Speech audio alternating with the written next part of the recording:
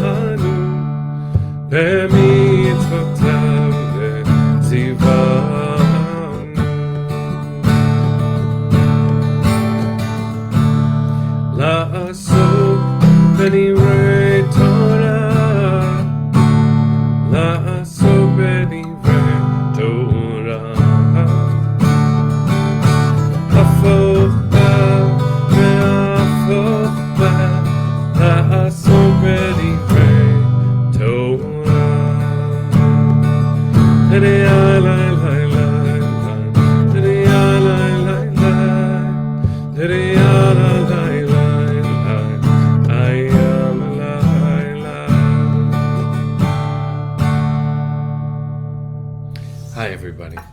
So, good morning. Deborah, happy birthday. Today's Torah is for you. And Blair, thank you for sharing with us your holy day. May you have a blessed Good Friday. May those who are observing Good Friday have a good one. Friends, it is so powerful to be together on broadcast 1024, day 175 since the war began, since Hamas attacked Israel on October 7th. And we have been through so much together. I hope that you are taking good care of yourselves and that you are finding each other. You are celebrating the joy as Natalie is with Ken, 7 years together. Happy anniversary in advance. It is beautiful, friends, to be able to connect, Bianca, with you in Mexico and with friends all over the world. It has been comforting over these 4 years to know that we have each other everywhere we are. Let's talk some Torah.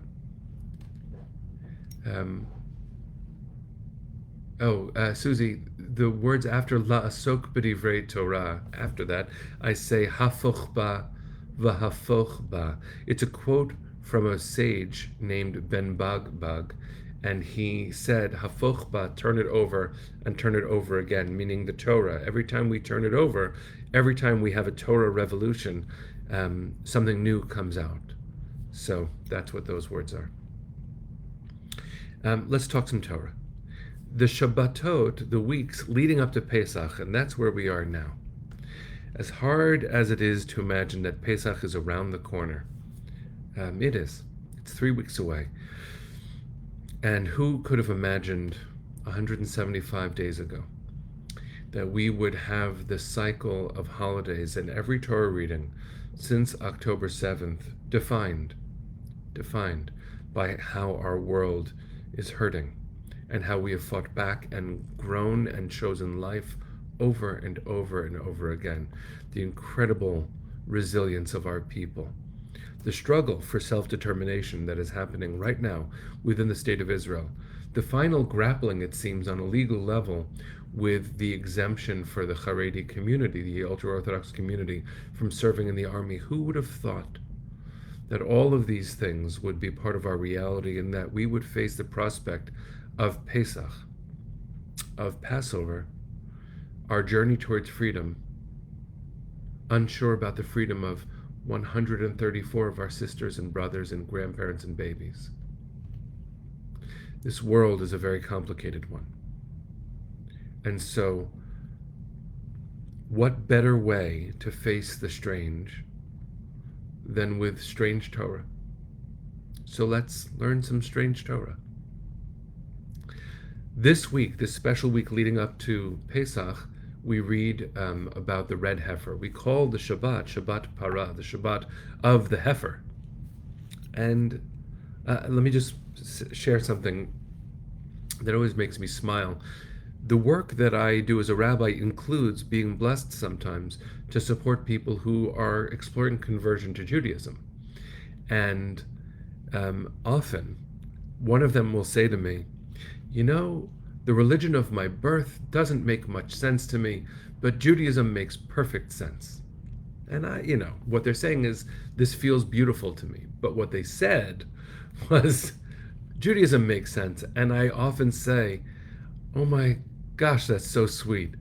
Have you ever visited a synagogue during the fall and seen us take a palm frond and shake it in 6 directions, all the while saying to ourselves, we're not pagans?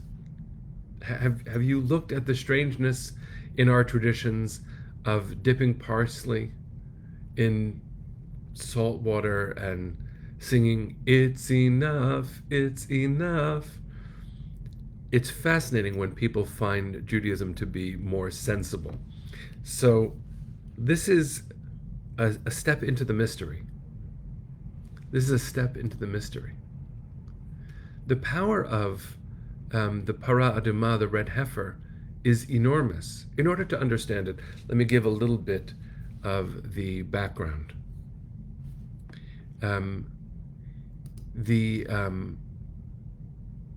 The background is that during the era when the priests served, and that was really until the rabbinic period, and some people even have observances now when it comes to Kohanim, the descendants of Aaron the high priest. They needed to be in a state of tahara, state of what is translated poorly as purity. But they needed to be in a state of connectability with God. And we'll talk about this as we continue through the book of Vayikra, book of Leviticus. In order to serve God, they needed to be able to serve God and come close. So what happens if they come into contact with something that makes them unable to serve? And the classic example is if they come into contact with a dead body. If a priest, a Kohen, came into contact with a dead body, they were not able to come close to God and to do the service. Well, what then is the way to cure the problem? It's not about purity. It's certainly not about being clean. You can take a million showers and still not be tahor, still not be in a status of being able to connect. So there was a ritual, and we read about it this Shabbat, called the Parah Adumah, the red heifer. And what they would do is they would find a cow that was entirely red, had never borne a yoke on its shoulders, and was unblemished, no limps, no nothing. They would offer it as a sacrifice, and they would burn it to ash, mix those ashes. I told you it's a step into the strange. Mix those ashes with naturally derived water, and then a priest who was not affected would sprinkle this new concoction on the priest that had been contaminated. The priest that had been in contact with the dead, who because of that wasn't able to serve, would then be on the path towards being able to serve again, to becoming tahor once again. And the one who did the sprinkling would then be in a status of not able to serve temporarily. And the clothing that the priest had been wearing are then collected, and whoever collects the clothing is then also in a status of not being tahor anymore for a little while. Now, why am I sharing all this? We're not in a world where there is such a thing as sacrifice, nor where a priest would be invalid from being in the community were they in contact with the dead. In fact, if any one of us, I'm assuming all of us once or twice, please God, not often, have been in the building that's a hospital, we likely are in a state of tum'ah, in a state of having been in contact with the dead, because the rules include anyone who is under the same roof as someone who has died. And almost every hospital has a part of it for when someone dies, unfortunately. And that means that all of us are touched by this. Death is part of life. And the idea that in order to connect with God, I need to be away from death, first of all, that has deep impact in my ability to live and to be in a world where people do live and, please God, after long, blessed lives, die. The Parah Adumah, the red heifer, whose body is part of this formula that we read this parsha, is part of the way back. Now, it is strange. It's called a chok, a mysterious law. We don't really understand how it works. We don't understand why it works. It's strange. But what I want to share with all of us is that there's deep wisdom in both the strange and in this specific story. Here's the wisdom in the strange. The world doesn't always make sense, does it? What use would Judaism be if it pretended the world made sense? And if all it answered were rational responses? There needs to be a place for the inexplicable, for the mysterious, for the incantations, for the bubble, toil and trouble, part of folklore and literature and mysticism. There has to be something beyond, because this world isn't enough. It's not. And what I can see and explain isn't enough either. There needs to be more. The strange has a place. There's a beautiful story that Professor Louis Ginsberg wrote about in a book called, I think called Law and Lore. And he says when he was a child, I'll just speak as Louis Ginsberg. He said, when I was a child, I began to learn Talmud all by myself, and I came across these fantastic stories. The fantastic stories are, he said, disturbing, because I thought everything was supposed to make sense. And then someone explained to me that it's all just a metaphor, and I felt much better. But as I got older, learning that the mystery was just a metaphor left me feeling dry. And I've decided, he said, I've decided that the fantastic stories are true.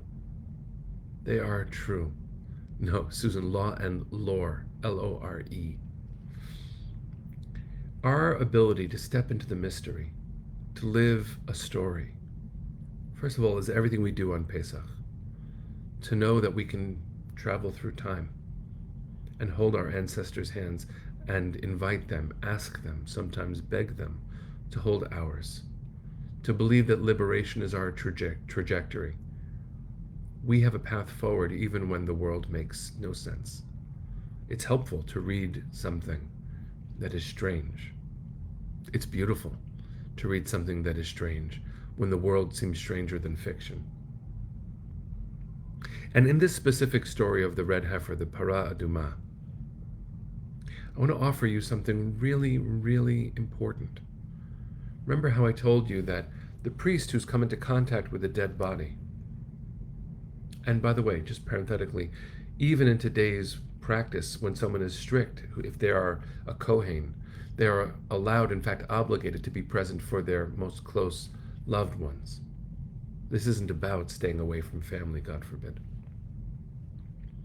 In this case, where the priest comes into contact with the dead body and is therefore tameh or tme'ah, unable to connect, their path to return, because there's always a way to come back, there's always a way home, there's always a way towards healing, always. Their way home involves somebody else, meaning somebody else has to show up. Someone else has to show up to be a helper for the Kohen who's been affected. And you and I have likely been in the position of being a helper. What does the act of helping do to the helper? Not only to the one who was originally affected, it implicates us. Just as in the story of the red heifer, the other priest who does the sprinkling for the sake of the priest who came into contact with the dead body.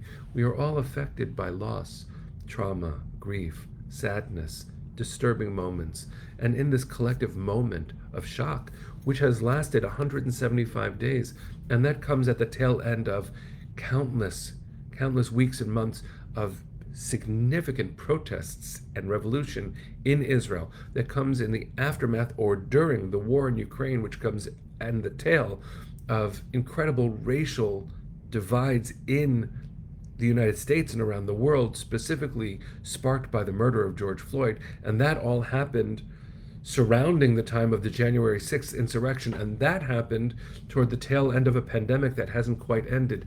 When I list it just like this, friends, you know how little sense the world can make. Isn't it beautiful to know that, first of all, our ancestors lived in a world that didn't make sense either, and here we are? Isn't it important for us to know that there's a way home, even when the world doesn't make sense? Isn't it beautiful to know that we can be helpers? Isn't it powerful to know that when you show up as a helper, you are implicated, and it will touch you, and that it is a good thing for helpers to ask for help in return? We can be a cycle of healers. The red heifer is a great model for how. Dance around, sing a song, chant, meditate, help, pray, act. So the blessing I wish for us is, thank you, Ron, is that somehow in this strange world we find a way to make meaning, we make sense. We offer healing to our friends like Susan, sending you such healing. We wish Mazel Tov to our friends like Natalie, and happy birthday to our friends like Deborah. We show up over and over and over in a world that isn't suddenly going to make sense. It's not going to make sense. Life doesn't make sense. To ruin a really good movie, if you haven't seen Pleasantville, it's been out for a long time. There's a moment where a woman who is having a hard time, a single mother, says to her son, who's gone through a transformative journey. Her son is played by Tobey Maguire. I forget the actor's name, the mother. She says, "It wasn't supposed to be like this." And her son looks at her and says, "Mom, it's not supposed to be like anything." I know that's unnerving, because it's supposed to be better. And you and I can help it be better, but we can't expect the world ever, actually, to make sense. What we can do is find a way forward, and to do that together, to care enough to be implicated in each other's lives. And so I bless you to be implicated in someone else's life, and to have someone willing, through love and care, to be implicated in yours. The world is strange, but it is really beautiful to go through life together. So, let's get ready for Shabbos. Let's sing a song. I sang this one for Purim last week. And And it's a verse toward the end of the Megillah, the scroll of Esther. Layehudim hayta ora v'simcha v'sason v'ikar kein tialanu. So, let's translate it as best we can. It's for the Jews. The Esther story, the Purim story is certainly about us, and the Pesach story is certainly about us, but let's be inclusive. Everybody. I mean it for the Jewish family, and I want it for everybody who calls themselves our sisters and brothers. Joy, gladness, music, song. Kein tialanu, so shall it be for us. Let's sing that, and then we'll sing Hatikva and say Shabbat Shalom.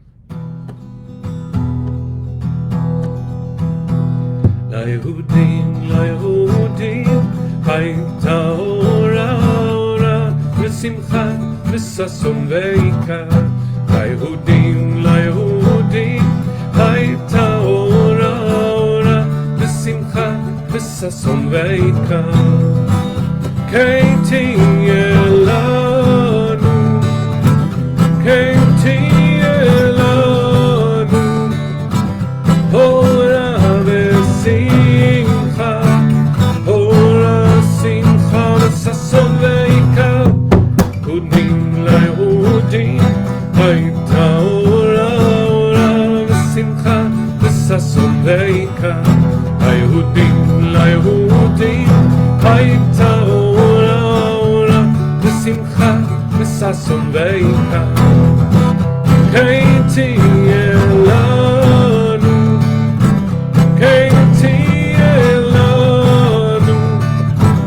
ora v'simcha v'sason v'ikar.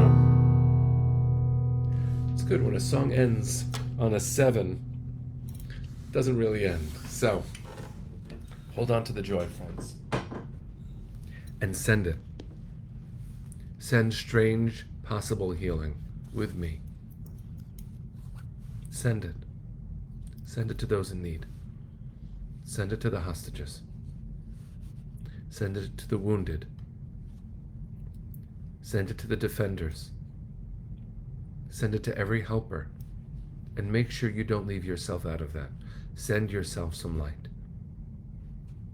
This world is strange, but boy, do we have the capacity to help. Kolon balevav penima nefesh Yehudi homia ulefate mizrach kadima